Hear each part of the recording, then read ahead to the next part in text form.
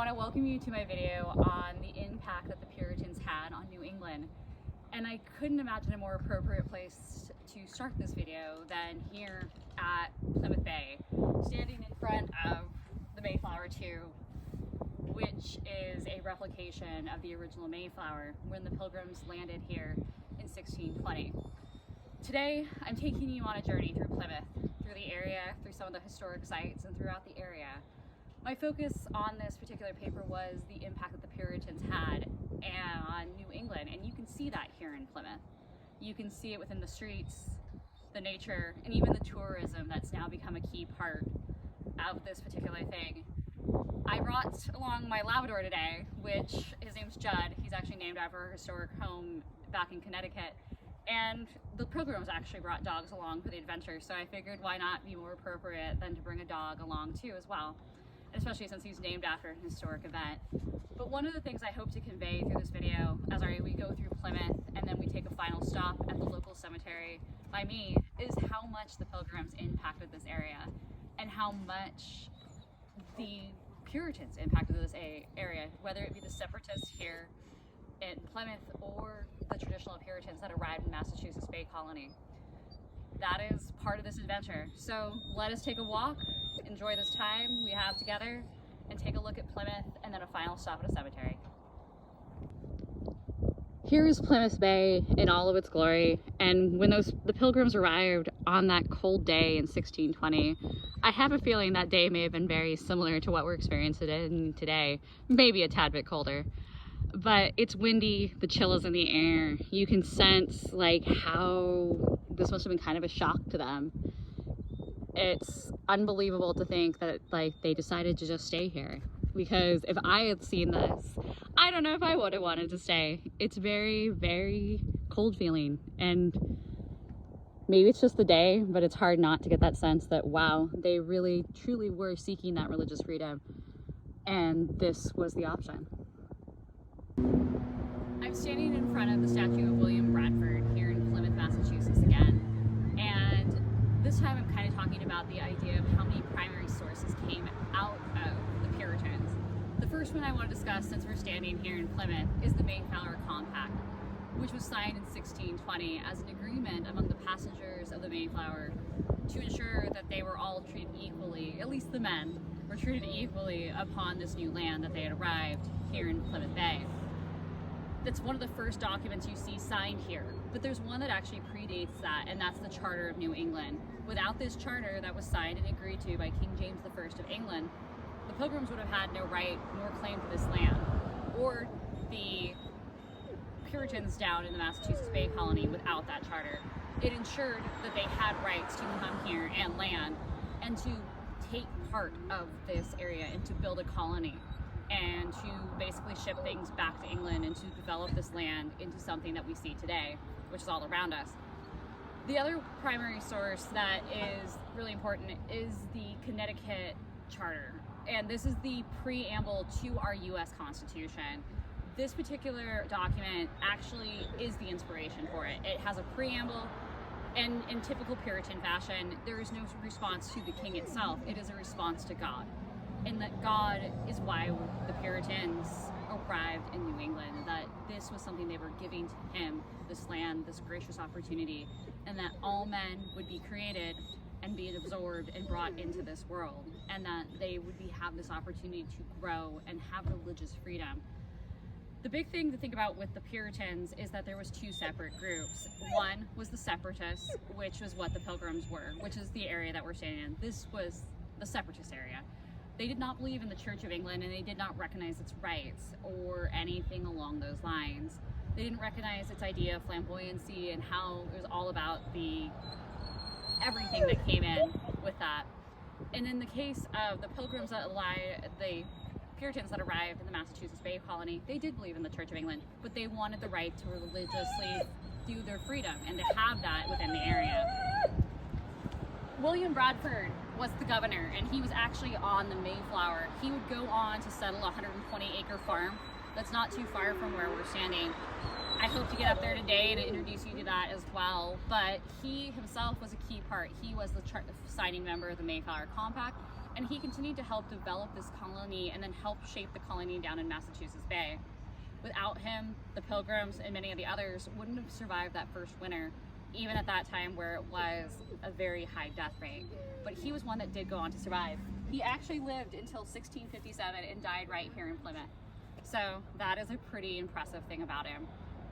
One of the things I absolutely love about this whole journey that I'm taking you on today with the Pilgrims and everything like that is how many different sites are along the coast. It just really makes you understand how they were connected to this and how it did spread throughout New England, all starting in this small coastal area.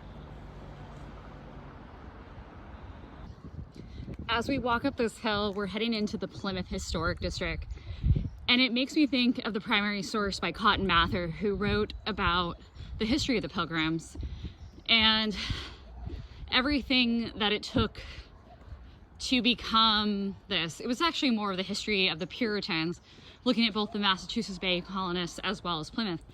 But as we're walking up this hill, it made me think of his particular writings and how he tried to combine as many letters and whatnot to kind of give you an overarching idea of what life was like and how important it was for the Puritans to have that religious freedom.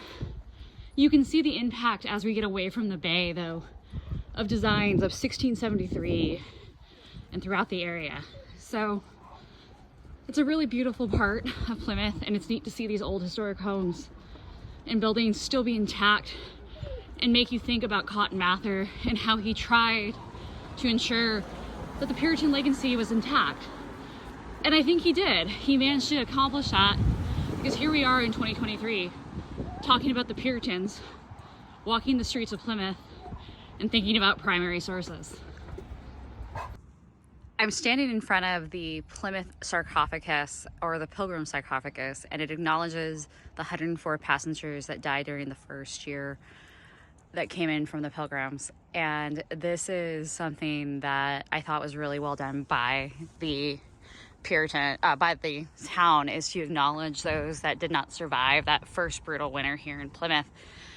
And I think this is just a reflection that from everything that was happening during this time frame, that they managed to go on to found so much of New England throughout Massachusetts, Connecticut, New York, and then spawn on and develop other religions such as the Quakers and become key voices in the anti-slavery movement throughout the United States as later on. But I think that that's an important recognition, though, of those that did lose their lives during that first brutal winter here in Massachusetts. And as we kind of pan over out into the bay again, you can just really get that impact of they were coming into the unknown, and knowing what they went on to accomplish as a Puritan society and how we still feel it today here in New England is pretty impressive.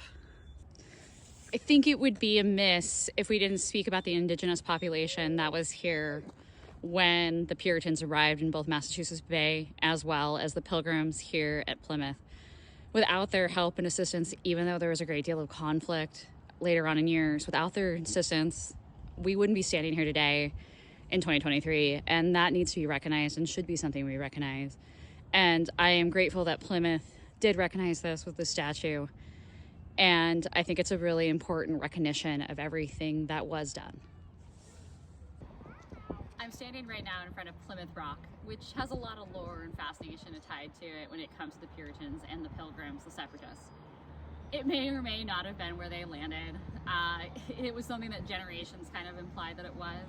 But it's neat to see and to understand and to kind of give you a starting point of where our country came from that isn't just Jamestown, but it is up here in New England, where it is bitter and cold and wet and windy, and that the climate was rough, and that these men and women had never experienced anything like it, and how incredibly hard their lives must have been, and how much we must appreciate that, because they went on to do so many great things and to form such an incredible nation, and to be the starting point of something phenomenal known as the United States. And I think standing here in front of Plymouth Rock just brings that home, and this idea that the Puritans were so impactful, and they wrote so many of our key primary sources, such as the Connecticut Constitution.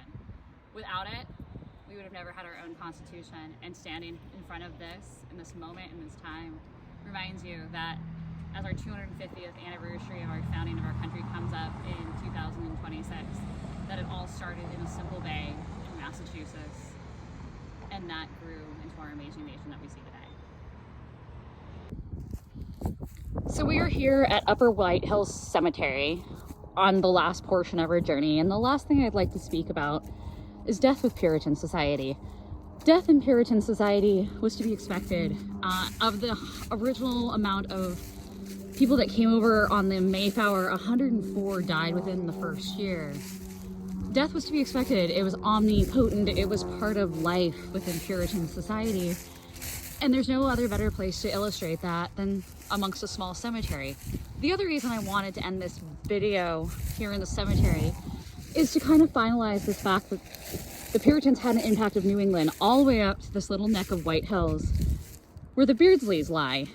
The Beardsleys are actually descendants of two Puritans that came over in 1639, and all of their descendants have been part of it ever since. So here we are, a little smidge of Connecticut, 200 miles from Plymouth, a little bit more than that actually, and their impact is still being felt as they've modernized, became part of, and are part of the agricultural community here in New England. I hope you enjoyed this video. I hope you enjoyed and understood where I was going at and how much the Puritans impacted. That life, death, everything that they did and accomplished was all part of them, and their presence is still found even in just a little cemetery in Connecticut.